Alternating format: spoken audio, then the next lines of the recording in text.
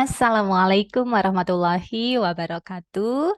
Halo teman-teman semuanya, pada kesempatan kali ini saya Sukma Diarti, seorang psikolog dan juga konsultan keluarga akan sharing tentang tips pernikahan. Temanya adalah bagaimana cara mengubah pasangan tanpa ia merasa diubah. Menarik ya, karena seringkali kita ingin sekali ya pasangan kita berubah seperti harapannya kita. Kita ingin dia lebih disiplin, kita ingin dia lebih rapi dan bersih, kita ingin dia lebih rajin, kita ingin dia lebih perhatian, kita ingin dia lebih ngomong ke anak-anak, kita ingin dia lebih royal, kita ingin dia lebih dari kondisinya yang saat ini. Apa yang terjadi ketika kita punya keinginan dan ekspektasi yang tinggi kepada pasangan kita? Yang terjadi adalah kita jadi merasa kesal, kita jadi merasa marah, kita jadi merasa kecewa. Terhadap apa? Terhadap sikap, perilaku, ucapan dirinya yang selama ini. Ya, perasaan-perasaan negatif tadi membuat sikap dan perilaku kita juga berbeda.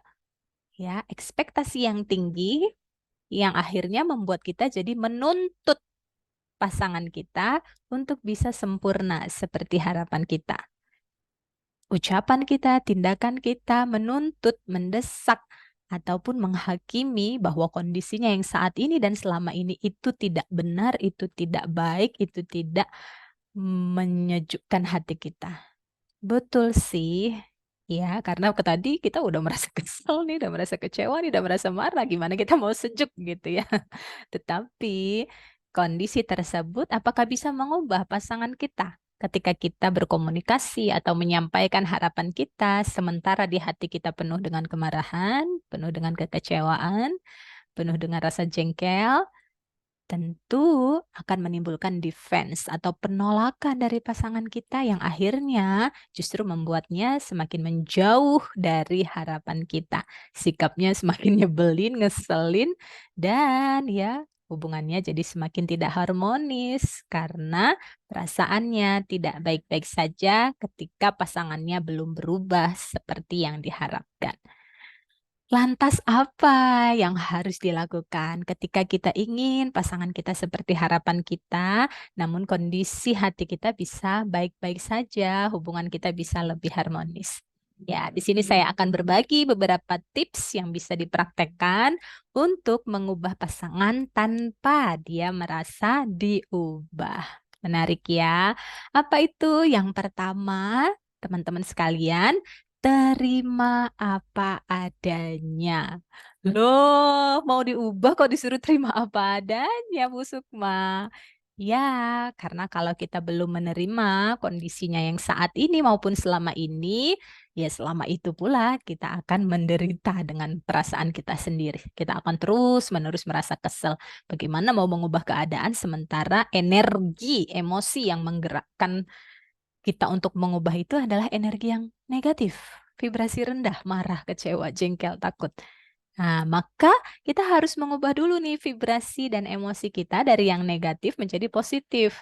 Caranya adalah terima dulu, guys. Terima dulu, teman-teman, kondisi yang ada saat ini pada diri pasangan kita. Oh, meski dia belum disiplin meletakkan handuknya. Oh, dia meski kalau pulang lupa ngabarin kalau telat. Oh, meski hari ini kurang perhatian, ya. Oh, meski ada kondisi-kondisinya yang belum seperti harapan, terima dulu. Ya, terima dulu semua yang sudah ada selama ini atau yang masih ada pada saat ini di pasangan kita, terima dulu. Karena ketika kita bisa menerima pasangan kita apa adanya saat ini, meski belum ideal, meski belum sempurna, maka perasaan kita sendiri menjadi damai, menjadi tenang, legowo, dan itu rasanya nikmat banget gitu loh. Jadi tanpa nunggu dia berubah, kita sudah bisa damai gitu loh. Caranya dengan menerima. Terima. Oke ya Allah, ini pasangan hidup saya yang sudah kau jodohkan, pilihan terbaik darimu untuk saya. maka saya terima dia apa adanya saat ini. Meskipun ada kekurangannya, ada keterbatasannya, ada kondisi-kondisinya yang belum seperti harapan saya ikhlas, ridho menerimanya. Saya yakin dialah pasangan yang terbaik yang sudah kau pilihkan, kau jodohkan dengan saya, apapun latar belakang ataupun proses sebelumnya. Pasti kalau sudah menikah, itu sudah yang terbaik buat kita.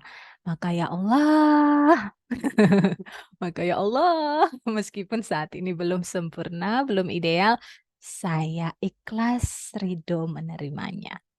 Nah, ya, afirmasi tadi adalah cara untuk melapangkan dada kita sehingga dengan mengucapkan saya ikhlas saja, hati kita sudah terasa damai, pikiran kita jadi jernih, tidak lagi nyari-nyari kekurangannya, tapi oke, semuanya saya terima. Jadi yang diterima adalah kondisi saat ini dan sebelumnya. Nah, lantas bagaimana kalau ke depan dia nggak berubah, gimana dong? Nah, ada rumus kedua. Tadi yang pertama diterima. Nah, yang kedua adalah kita pasrahkan. Untuk masa lalu diikhlaskan, diterima apa adanya. Untuk masa depan dipasrahkan. Ya Allah, meskipun saat ini suami saya belum perhatian, masih cuek, kalau di rumah masih banyak main HP-nya. Saya terima dengan penuh keikhlasan. Namun ya Allah, saya berharap dia bisa lebih perhatian, lebih banyak ngobrolnya, lebih banyak mainnya sama anak. Saya pasrahkan padamu. Nah, jadi seimbang ya. Yang belum ideal kita terima, yang kita harapkan kita pasrahkan. Jadi obat untuk masa depan adalah pasrah, obat untuk masa lalu adalah ikhlas, ridho. Ya, maka kita perjelas apa yang kita inginkan. Kalau selama ini suami kurang perhatian, maka doakan, ya Allah, meskipun selama ini suami kurang perhatian menurut saya, ya padahal menurut suami mah udah perhatian gitu ya. Saya ikhlas. Namun ya Allah, saya pasrahkan padamu. Semakin baiknya hubungan kami, semakin besarnya perhatian suami untuk saya dan keluarga, semakin banyaknya interaksi satu sama lain di antara kami, dialog komunikasi yang bermakna di dalam keluarga kami. Saya pasrahkan kepadamu, duhai Allah, yang maha membolak-balikan hati.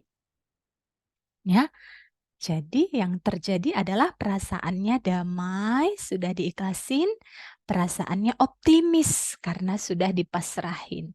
Kalau belum dipasrahin, jadinya kita melekat. Melekat itu akhirnya membuat kita nunggu-nunggu, saya udah ikhlasin nih Bu, tapi kok belum ya? Itu masih melekat ya. Jadi emosinya sedih lagi, kesel lagi, kok saya udah berubah, dia belum berubah, balik lagi kita ke mode awal. Maka untuk yang masa depan kita pasrahin sehingga kapanpun Allah menghendaki terjadi perubahan itu terjadilah tanpa kita nunggu-nunggu gitu ya. Atau jadinya ke mode awal lagi, kita jadi cuek lagi, kita jadi melayaninya kurang optimal lagi, kita sikapnya jadi berubah lagi, kasar lagi, kesel lagi, jengkelin lagi. Ya, maka dari itu kita pasrahin kepada Allah kapanpun Allah menghendaki perubahan terjadi pada diri suami atau istri kita pasrahkan padanya. Karena Allah yang lebih tahu kapan waktu yang terbaik. Dan di titik di mana kita sudah pasrah, sudah ikhlas, sudah damai, menerima pasangan apa adanya, maka perubahan pun akan terjadi pada diri kita. Sikap kita semakin hangat, ya, cara kita berbicara semakin lembut, gitu ya.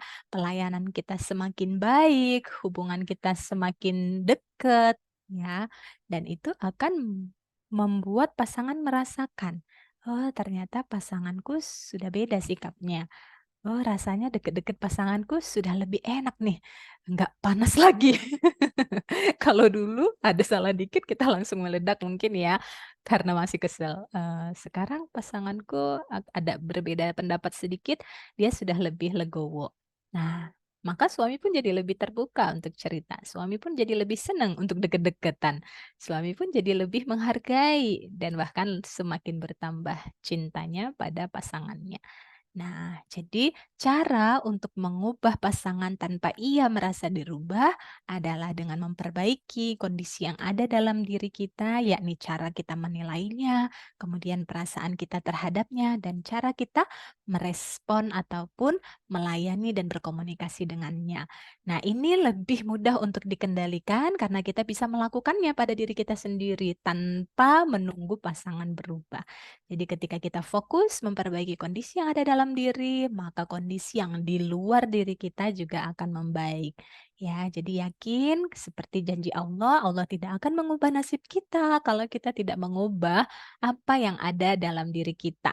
Maka kalau kita ingin mengubah kondisi pada pasangan kita, maka terlebih dahulu ubah dulu apa yang ada pada diri kita, yakni cara pandang kita terhadap pasangan kita perbaiki bahwa dia adalah jodoh terbaik buat saya, bahwa dia adalah pasangan hidup yang menyayangi saya, bahwa saya merasa beruntung memiliki pasangan sepertinya, itu diperbaiki. Jadi pikiran kita terhadapnya, penilaian kita terhadap pasangan diperbaiki ke arah yang kita inginkan. Meski belum ideal kenyataannya, tapi kondisikan pikiran kita ke arah sana. Mindsetnya ditumbuhkan gitu ya, bahwa pasangan saya ini adalah yang terbaik. Yang kedua, perasaannya dikelola. Kalau masih ada ganjalan hati terhadap suami, terhadap istri, maka lepaskan ganjalan itu dengan cara berdamai dan memaafkannya, sehingga emosi positif yang lebih mendominasi. Rasa cinta, kasih sayang, bahagia, itu yang terpancar dalam diri kita kepada pasangan kita. Dan kemudian yang ketiga adalah cara kita merespon atau berinteraksi dengannya hangat, lembut, empati, ya, mudah mendengarkan, menghargai, ngapresiasi, nah itu yang dibudayakan sehingga, insya Allah perubahan baik yang kita lakukan secara tulus dan konsisten akan membawa perubahan baik pula pada pasangan kita. Semoga pernikahan kita semuanya diberkahi, Allah mengaruniakan kepada kita pasangan dan anak-anak yang menyejukkan hati dan insya Allah keluarga kita menjadi pemimpin orang-orang yang bertakwa. Semoga bermanfaat. Wassalamualaikum warahmatullahi wabarakatuh.